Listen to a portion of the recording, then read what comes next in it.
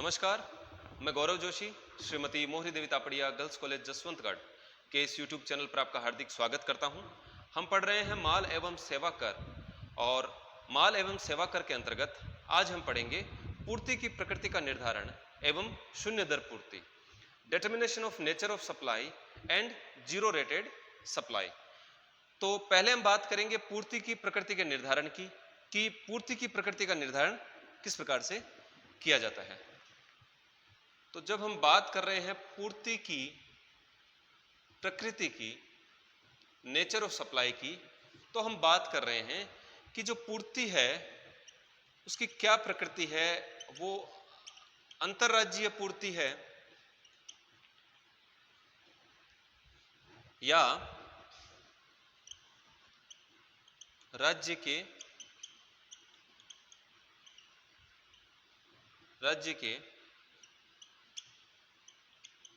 भीतर पूर्ति है।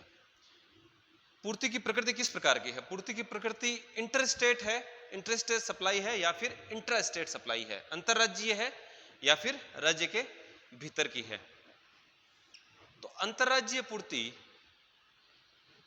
का निर्धारण करने के लिए हम देखते हैं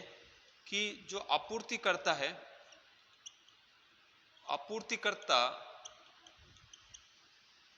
का स्थान एवं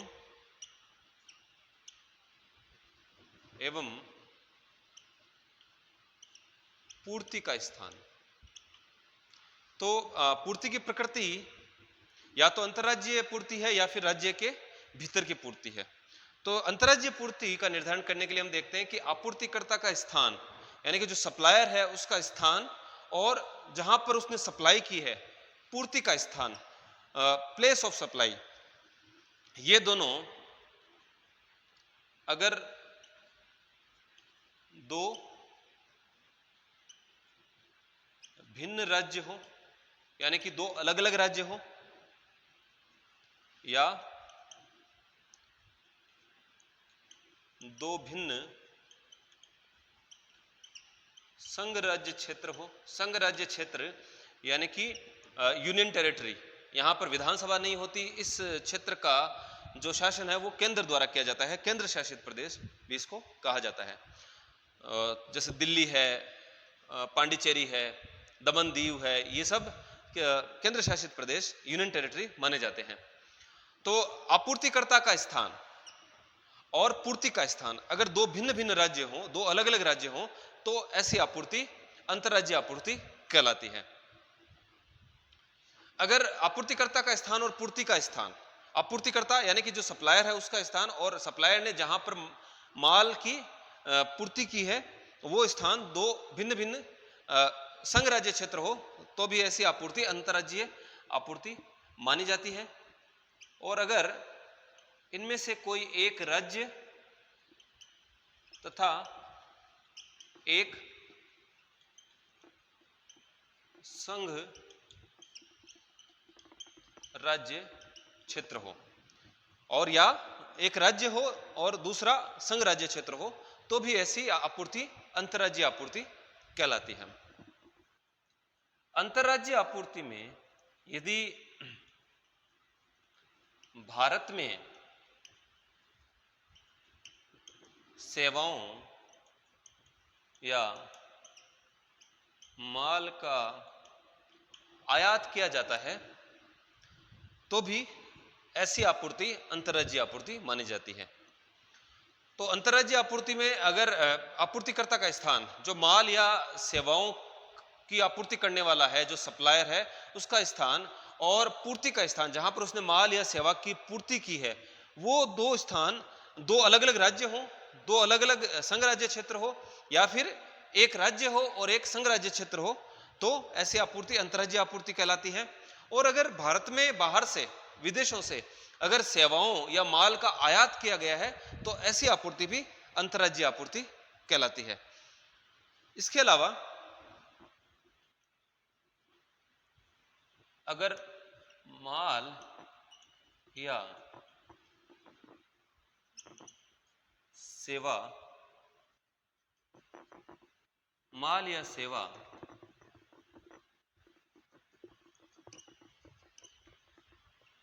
या दोनों की पूर्ति माल या सेवा या दोनों की पूर्ति की जाती है, जिसमें आपूर्तिकर्ता का स्थान भारत में हो तथा पूर्ति का स्थान भारत के बाहर स्थित हो। अगर आपूर्तिकर्ता का स्थान भारत में हो और पूर्ति का स्थान भारत के बाहर स्थित हो तो ऐसी आपूर्ति भी अंतर्राज्यीय आपूर्ति कहलाती है। यानी कि अगर सरल शब्दों में कहें तो माल या सेवाओं का अगर निर्यात किया जाता है तो निर्यात को भी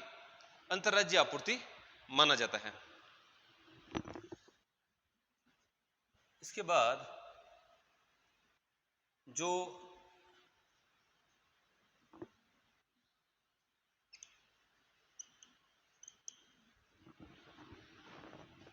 विशेष आर्थिक क्षेत्र हैं,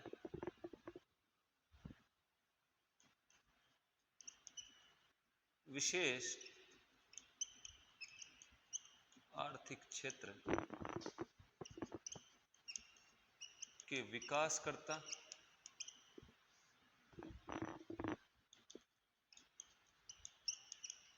या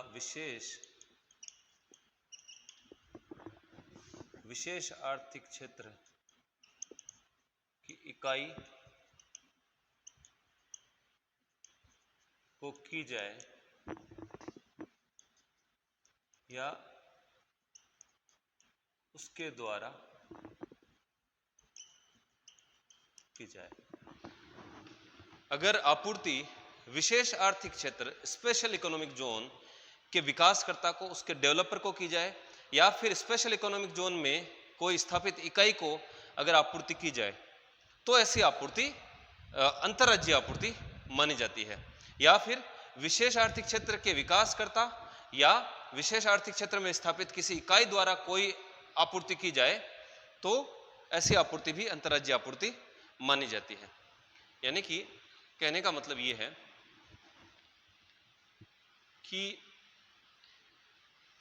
ये एक सेज है स्पेशल इकोनॉमिक जोन, विशेष आर्थिक क्षेत्र, जो कुछ पिछड़े राज्य हैं, पिछड़े क्षेत्र हैं, उनको उनका विकास करने के लिए उन जगहों पर उद्योग धंधों को स्थापित करने के लिए प्रोत्साहन देने के लिए सरकार ने कुछ स्पेशल इकोनॉमिक जोन स्थापित किए हैं। यहाँ पर कई प्रकार की छूटें प्राप्त होती है स्थापित उद्योगों और इकाइयों को। तो अगर कोई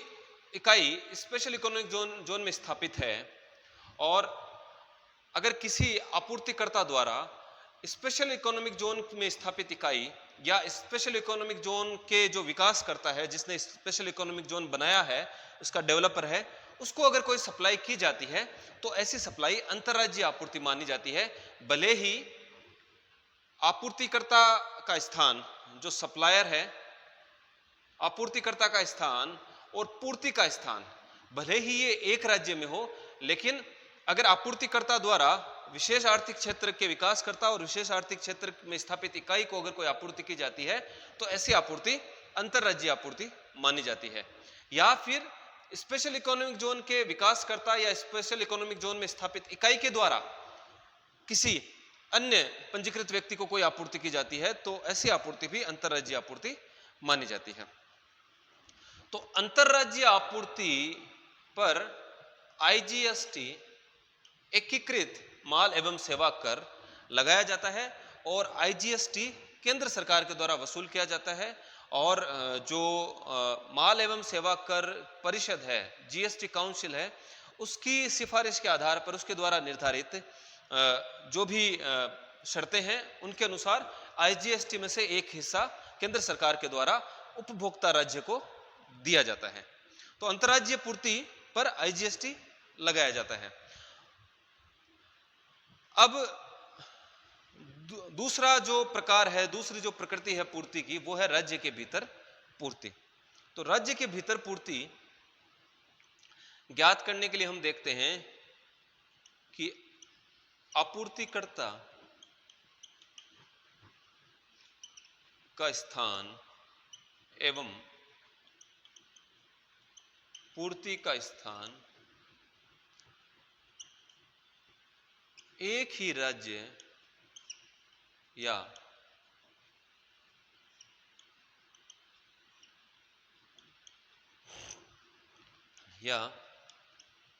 संघ राज्य क्षेत्र में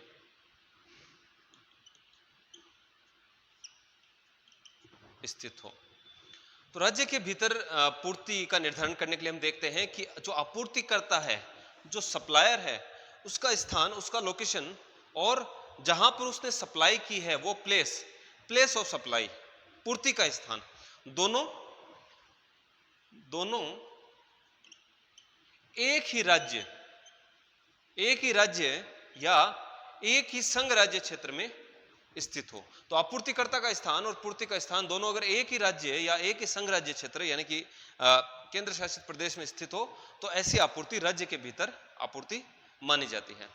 तो आपूर्ति में माल और सेवाएं दोनों की आपूर्ति शामिल है। तो जो माल और सेवाओं का आपूर्ति करता है उसका स्थान और माल और सेवाओं की पूर्ति का स्थान दोनों अगर एक ही राज्य या एक ही संघ राज्य क्षेत्र में स्थित है तो ऐसी आपूर्ति राज्य के भीतर आपूर्ति मानी जाती है। इसके संबंध में कुछ अपवाद हैं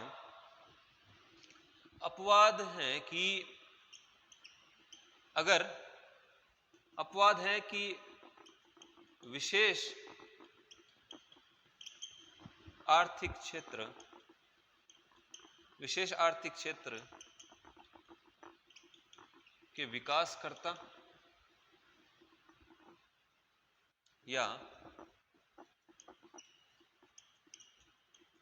विशेष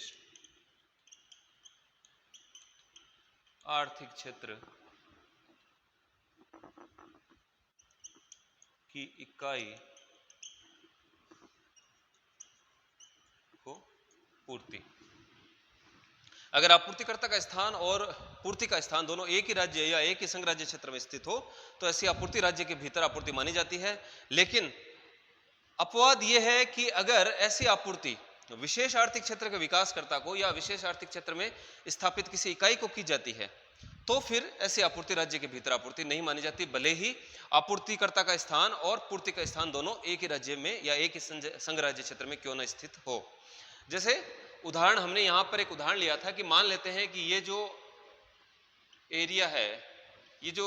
स्टेट है वो राजस्थान है। तो राजस्थान का ही एक सप्लायर है जो राजस्थान में स्थापित विशेष आर्थिक क्षेत्र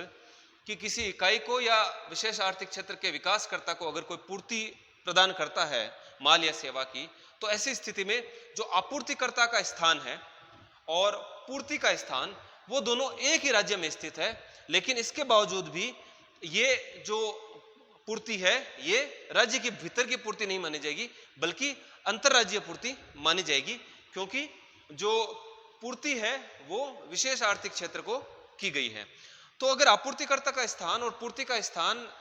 भले ही एक ही राज्य में या एक ही संघ राज्य क्षेत्र में स्थित हो, लेकिन अगर पूर्ति विशेष आर्थिक क्षेत्र के विकासकर्ता को या विशेष आर्थिक क्षेत्र में स्थापित इकाई को की जाती है, या फिर ऐसी पूर्ति विशेष आर्थिक क्षेत्र के विकासकर्ता या विशेष आर्थिक क्षेत्र में स्थापित इकाई द्वारा की जाती है किसी अन्य पंजीकृत व्यक्ति को एक ही राज्य के भीतर या एक ही संघ राज्य के भीतर,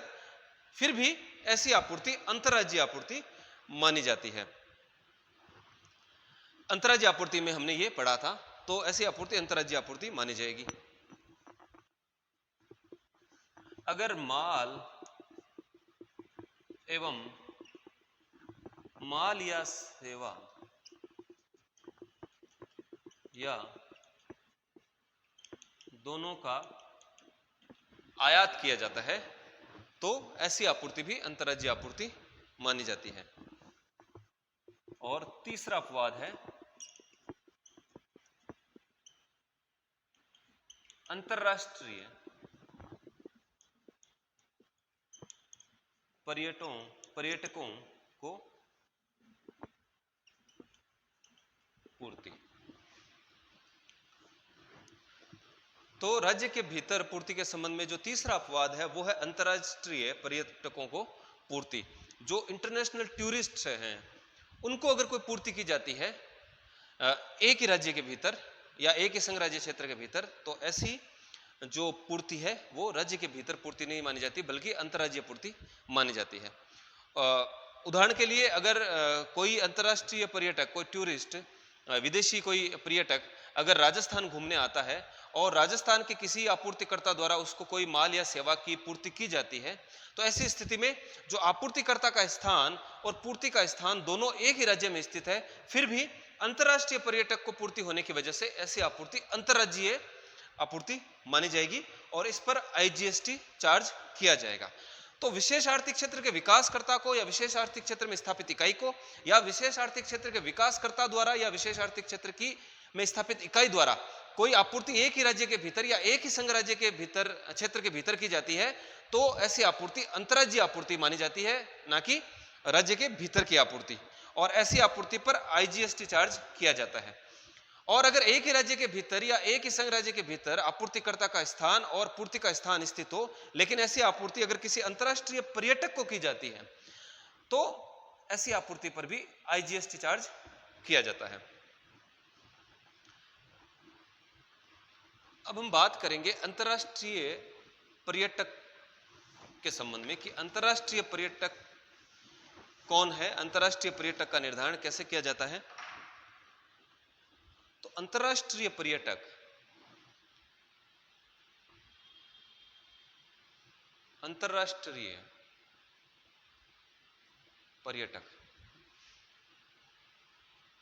ऐसा पर्यटक जो भारत में